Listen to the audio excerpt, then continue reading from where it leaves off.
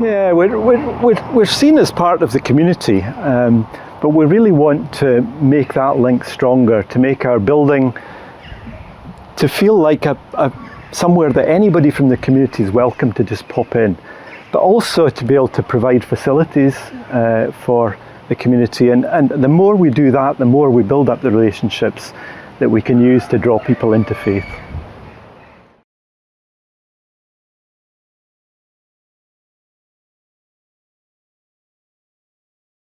It's a big project. We're in the situation where 3 or 4 years ago we sold a manse and we had £300,000 and we said, this is a big sum of money, we want to do something useful with it.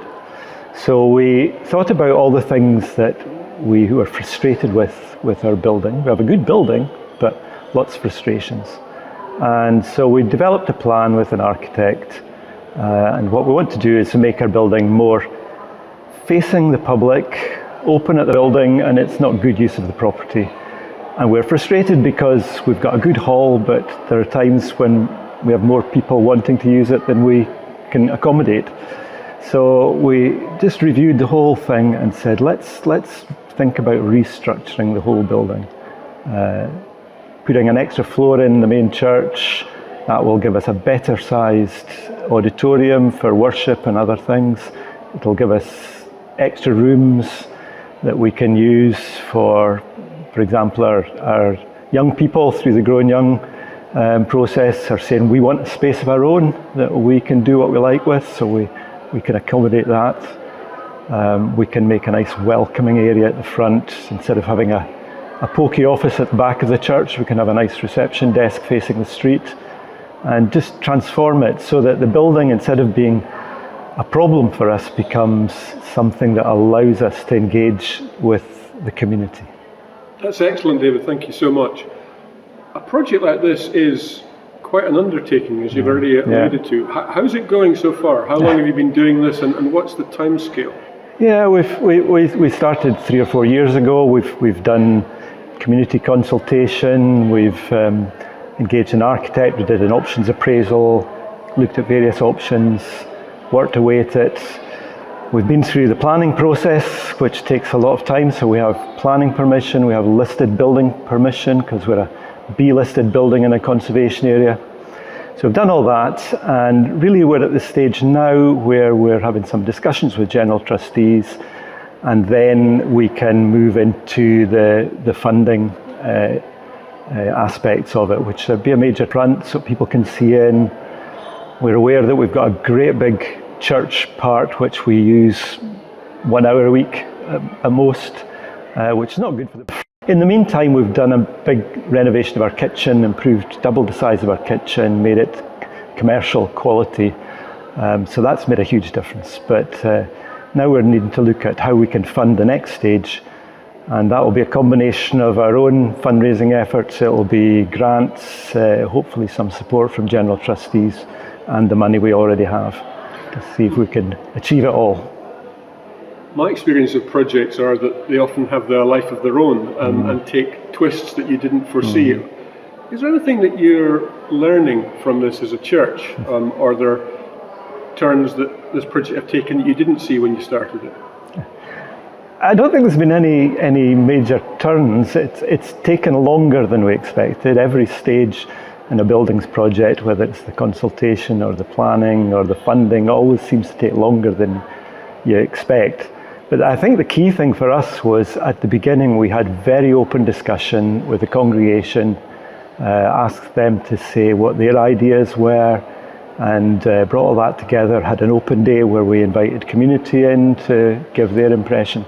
And getting everybody behind us at the beginning was really key to it. So now we have this vision and we know it's going to take some time and effort, but everybody's behind it and convinced that this is the right way to go. It will transform our building so that we can transform our outreach to the community. David, some people might think, gosh, I wouldn't take that on unless I had somebody in my congregation who's an architect, or unless we have a fundraiser. What would you say to that? Yeah, that's probably wise. We don't have an architect. We did have early on a member who was a retired structural engineer, so he could point us in the right direction.